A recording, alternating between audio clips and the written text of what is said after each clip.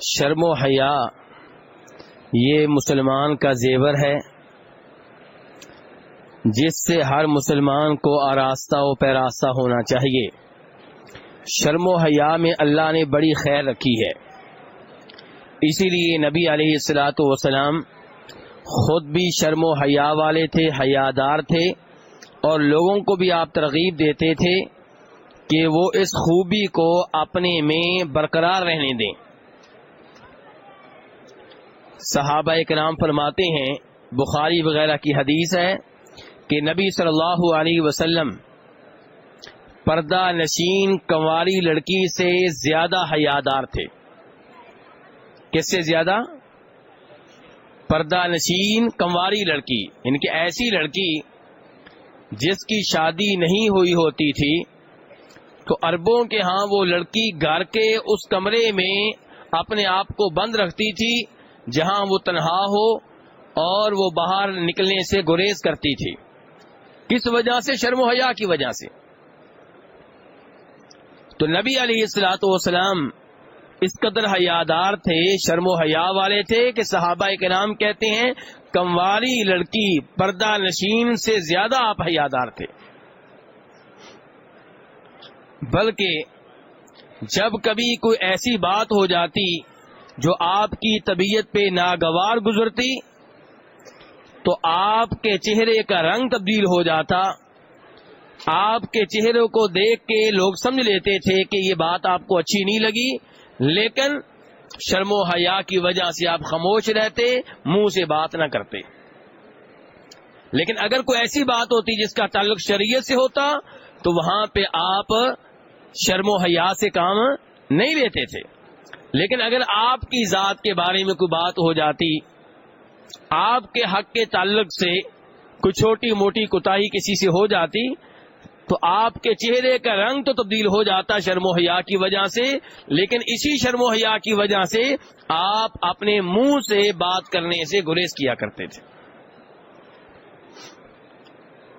نبی علیہ الصلوۃ والسلام فرماتے ہیں کہ ایمان کے، بخاری مسلم کی حدیث ہے کہ ایمان کے 70 سے زائد حصے ہیں، شعبے ہیں۔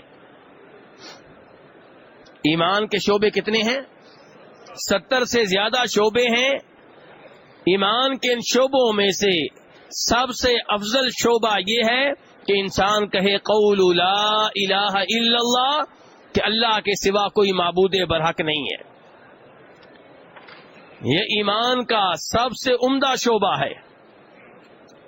کیا کہنا؟ لا الہ الا اللہ کہنا۔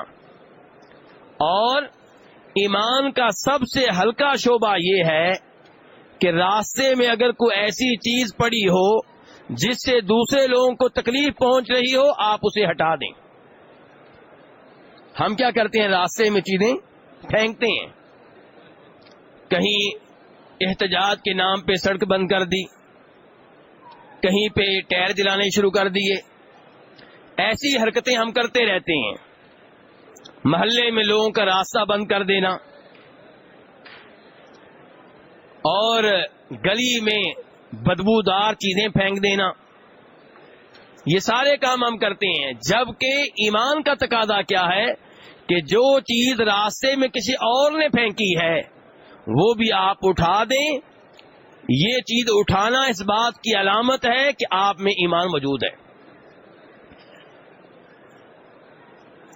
اس حدیث میں جس میں آپ نے واضح کیا ہے کہ ایمان کے حصے کتنے ہیں؟ جی بھائی صاحب، 70 سے زیادہ۔ اور سب سے عمدہ ایمان کا حصہ کیا ہے؟ لا الہ الا اللہ۔ اور سب سے ہلکا حصہ کیا ہے؟ راستے سے تکلیف دہ چیز ہٹا دینا۔ اسی حدیث میں آپ فرماتے ہیں والحیاء شعبۃ من الایمان، حیا، شرم و حیا یہ بھی ایمان کے شعبوں میں سے ایک شعبہ ہے۔ تو شرم و حیا کا ہونا کس چیز کی علامت ہے؟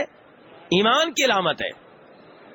لیکن آج ہمارا میڈیا اور ہم اس کوشش میں لگے ہوئے ہیں کہ مرد تو مرد ہیں، عورتوں میں بھی حیا باقی نہ رہے۔ ہمارا میڈیا، ہمارے اینکرز، ہمارے گلوکار، ہمارے اداکار اس کوشش میں لگے ہوئے ہیں کہ معاشرے میں بے حیائی عام ہو جائے، سب لوگ بغیرت بن جائیں، بے شرم بن جائیں، کوئی برائی کو برائی کہنے والا باقی نہ رہے. جبکہ اسلام نے حیا کی ترغیب دی ہے اور اس کی حفاظت کے لیے بہت سے اصول بیان کیے ہیں. اسی حیا کی وجہ سے اسلام نے عورت کو پردے کا حکم دیا ہے. اسی حیا کی وجہ سے اسلام کیا کہتا ہے؟ عورت کو محرم کے بغیر سفر کرنے کی اجازت نہیں ہے. یہی وہ حیا ہے جو اسلام برقرار رکھنا چاہتا ہے، جس کی وجہ سے اسلام کہتا ہے، نبی علیہ الصلوۃ والسلام فرماتے ہیں، مسلم شریف کی حدیث ہے، مردوں کی سب سے عمدہ صف کون سی ہے؟ پہلی. اور سب سے بری صف کون سی ہے؟ آخری. اور عورتوں کی سب سے عمدہ صف کون سی ہے؟ آخری. اور سب سے بری صف کون سی ہے؟ پہلی. اگر درمیان میں مردوں عورتوں کے درمیان میں پردہ نہ ہو، جیسا کہ نبی علیہ السلام کے زمانے میں ہوتا تھا، تب عورتوں کی سب سے بری صف وہ ہے جو پہلی ہے، کیونکہ یہ سب مردوں کے قریب ہے. تو اسلام کیا چاہتا ہے کہ مردوں عورتوں میں اختلاط ہو، بے حیائی ہو، آپس میں مرد و عورت کہہ کے لگا کے باتیں کریں، ایک دوسرے کو لطیفے سنائیں. نہیں، یہ اسلام کا مزاج نہیں ہے. عورت الیکشن کے لیے گھروں سے باہر نکلے، گلی گلی محلے محلے پھرے، یہ اسلام کا مزاج نہیں ہے، شریعت کا مزاج نہیں ہے.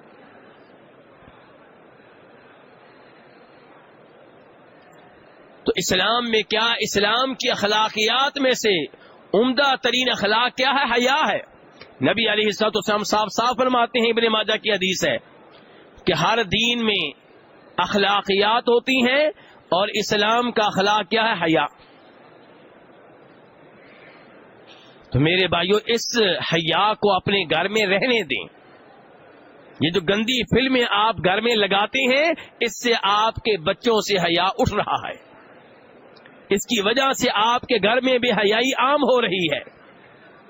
یہ جو آپ کی جوان لڑکی اپنے کزن کے ساتھ بیٹھتی ہے آپ کی موجودگی میں، شروع میں شرماتی ہے، جب آپ نہیں روکتے تو اب یہ حیا جو ہے، یہ شرم جو ہے ختم ہوتی چلی جاتی ہے.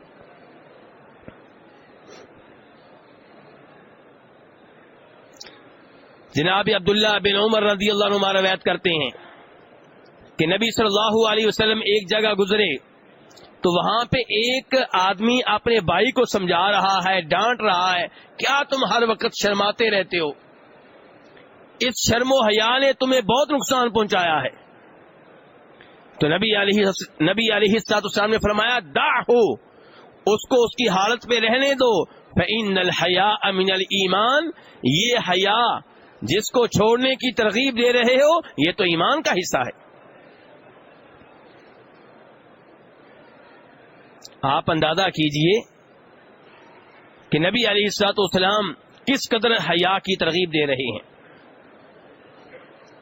امام بخاری اور دیگر ائمہ حدیث روایت کرتے ہیں، امام ابو داؤد روایت کرتے ہیں کہ جناب عمران بن حسین رضی اللہ تعالیٰ عنہ کہتے ہیں کہ نبی علیہ الصلوۃ والسلام نے فرمایا، ان الحیاء لا یأتی الا بخیر، کہ حیا کا نتیجہ ہمیشہ اچھا ہی ہوگا. حیا کا نتیجہ کیا ہوگا؟ حیا سے خیر برآمد ہوگی، خیر ہی نکلے گی. حیا کے نتائج برے نہیں ہوں گے. جب عمران بن حسین نے یہ بیان کی، کیا بیان کی؟ جی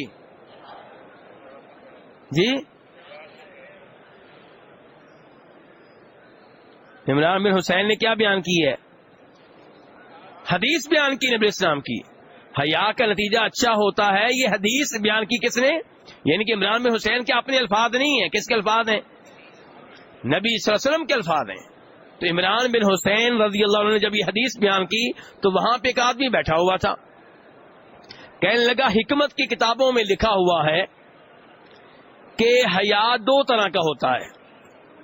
حیا دو طرح کی ہوتی ہے. ایک حیا وہ ہے جو انسان کے لیے وقار کا باعث ہے، سکون کا باعث ہے، اور ایک حیا وہ ہے جو کمزوری کی علامت ہے.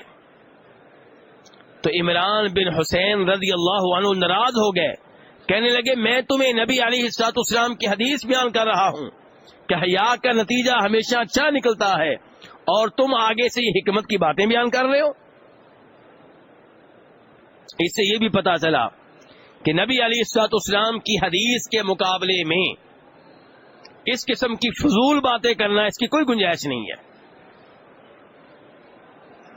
اور آج کل میڈیا میں ایسے اینکر بیٹھے ہوئے ہیں جو قرآن و حدیث کے خلاف ماحول کو ہموار کرتے رہتے ہیں، ایسی عقلی باتیں کریں گے تاکہ لوگ جو ہیں قرآن و حدیث کو بھول کر ان عقلی باتوں کے حق میں ہو جائیں۔ یہ لوگ ہیں قرآن و حدیث کی مخالفت کرنے والے، قرآن و حدیث کے راستے میں روڑے اٹکانے والے۔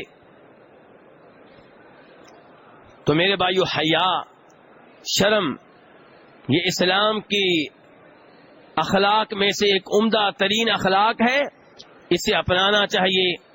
اپنی اولاد میں اس فطری خوبی کو باقی رہنے دیں جس کو دنیا ختم کرنے کی کوشش کر رہی ہے۔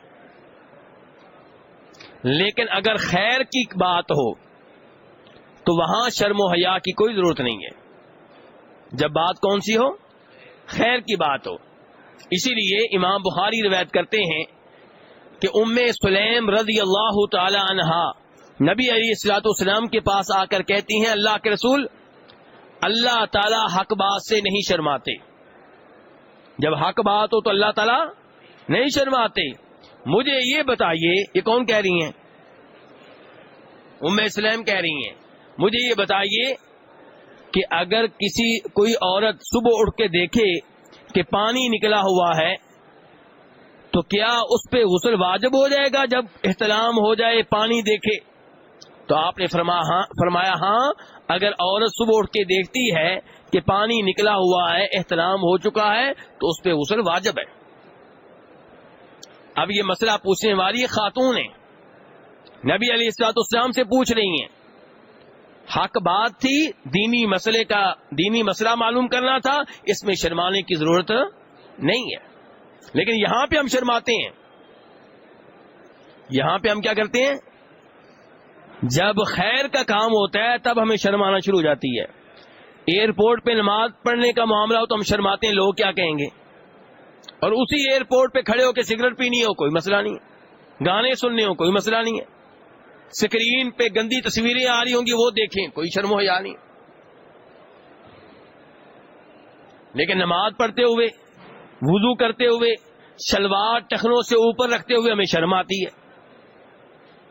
داڑھی رکھتے ہوئے ہمیں بولیے شرم آتی ہے۔ لوگ کیا کہیں گے؟ کیسے لوگوں کو منہ دکھاؤں گا؟ جبکہ ہمیں چاہیے کہ خیر کے کام میں شرمانے سے گریز کریں۔ امام بخاری وغیرہ ایک اور حدیث روایت کرتے ہیں، دھیان سے سنیے گا، کہ نبی علیہ الصلوۃ والسلام کے پاس ایک خاتون آئیں، کہنے لگی، اللہ کے رسول علیہ الصلوۃ والسلام، کیا آپ مجھ میں اپنے لیے کوئی حاجت پاتے ہیں؟ کیا آپ میری ضرورت محسوس کرتے ہیں؟ کیا مطلب ہے اس کا؟ بولیے، کیا آپ مجھ سے شادی کرنا چاہتے ہیں؟ یہ کون کہہ رہی ہے آپ سے؟ بولیے، یہ خاتون کہہ رہی ہے۔ نبی علیہ الصلوۃ والسلام خاموش رہے۔ ایک صحابی نے سمجھ لیا کہ آپ کو اس خاتون کی ضرورت نہیں ہے، تو اس صحابی نے کہا، اللہ کے رسول علیہ الصلوۃ والسلام، اگر آپ کو اس عورت کی ضرورت نہیں ہے تو میری اس سے شادی کر دیں۔ آپ نے فرمایا، حق مہر کے لیے تمہارے پاس کچھ ہے؟ کہنے لگے، اللہ کے رسول، میرے پاس تو کچھ بھی نہیں ہے۔ کہا، کچھ نہ کچھ لے کر آؤ، چاہے لوہے کی انگوٹھی لے آؤ۔ کیا لے آؤ؟ لوہے کی انگوٹھی لے آؤ۔ صحابی چلے گئے، واپس آ کے کہتے ہیں، اللہ کے رسول، مجھے تو لوہے کی انگوٹھی بھی نہیں ملی۔ کہا، پھر تمہارا حق مہر کیا ہوگا؟ صحابی کہنے لگے، اللہ کے رسول علیہ الصلوۃ والسلام، یہ چادر جو میں نے پہنی ہوئی ہے، آدھی اس کی آدھی میری۔ کل لباس کتنا ہے اس آدمی کے پاس؟ کل دنیا کتنی ہے اس آدمی کے پاس؟ ایک چادر، وہ بھی پہنی ہوئی، اضافی نہیں.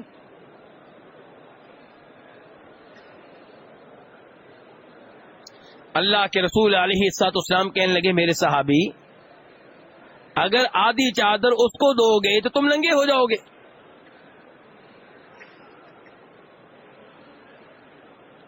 مجھے یہ بتاؤ تمہیں قرآن پاک آتا ہے؟ کہنے لگے جی ہاں مجھے کئی صورتیں آتی ہیں. فرمایا تمہارا حق مہر یہ ہے کہ تم نے اپنی اس بیگم کو قرآن پاک کی وہ صورتیں سکھانی ہیں جو تمہیں آتی ہیں. حق مہر کس چیز کو بنایا گیا؟ قرآن پاک کی تعلیم کو. قرآن پاک کی، بولیے قرآن پاک کی، مال کی جگہ پہ قرآن پاک کی تعلیم کو رکھا گیا. اس سے یہ بھی پتا چلا کہ قرآن پاک کی تعلیم پہ معاوضہ لینا جائز ہے. قرآن پاک کی تعلیم پہ معاوضہ لینا، بولیے قرآن پاک کی تعلیم پہ معاوضہ لینا جائز ہے.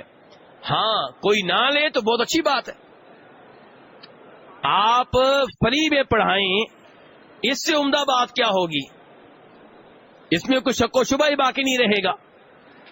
لیکن اگر کوئی صاحب قرآن پاک کی تعلیم دیتے ہیں اس پہ معاوضہ لیتے ہیں تو یہ جرم نہیں ہے، گناہ نہیں ہے. معاوضے کے طور پہ قرآن پاک کی تعلیم کو یہاں پہ حق مہر مقرر کیا گیا.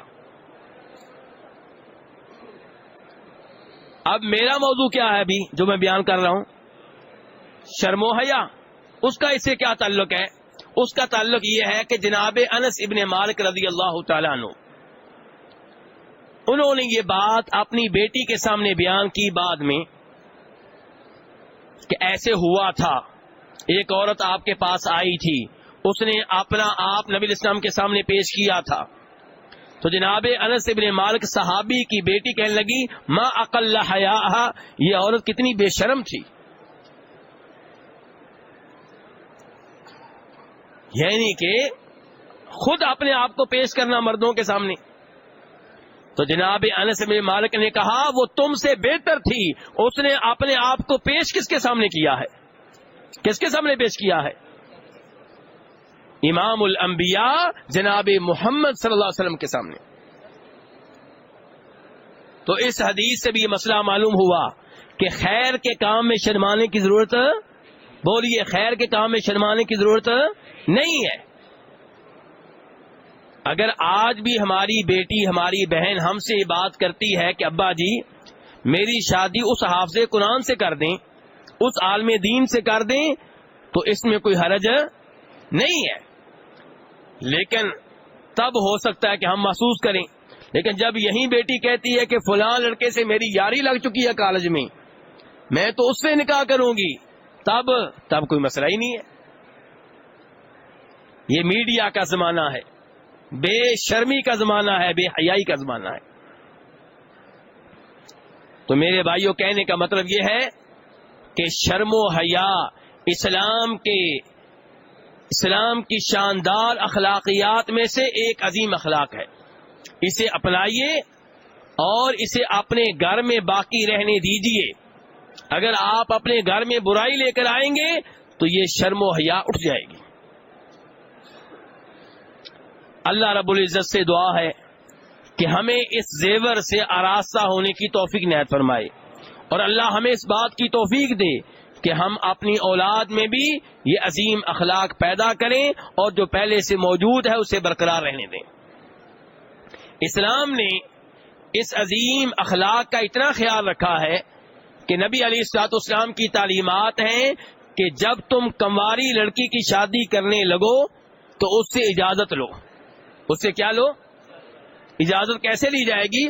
آپ نے فرمایا اس کے سامنے لڑکے کا ذکر کرو، اگر وہ خاموش رہے تو یہ اس کی رضامندی ہے. آپ نے لڑکی سے کہا، بیٹی سے کہا کہ بیٹی میں تمہارا نکاح فلاں لڑکے سے کر رہا ہوں. لڑکی خاموش رہتی ہے، احتجاج نہیں کرتی، انکار نہیں کرتی، اس کا مطلب یہ ہے کہ وہ اس بات پہ راضی ہے. یہاں پہ اسلام نے یہ نہیں کہا نہیں پھر پوچھو نہیں، کیونکہ لڑکی میں شرم و حیا ہوتی ہے، وہ بات نہیں کر سکے گی. ہاں اگر انکار کرنا ہوگا تو انکار میں شرم و حیا نہیں ہے. شرم و حیا ہوتی ہے ہاں کرنے میں، ان کے میں اس پہ راضی ہوں، انکار کرنے میں شرم و حیا نہیں ہوتی. تو اسلام میرے بھائیوں حیا کو پسند کرتا ہے. اللہ رب العزت ہمیں اس خوبی کی حفاظت کرنے کی توفیق عنایت فرمائے.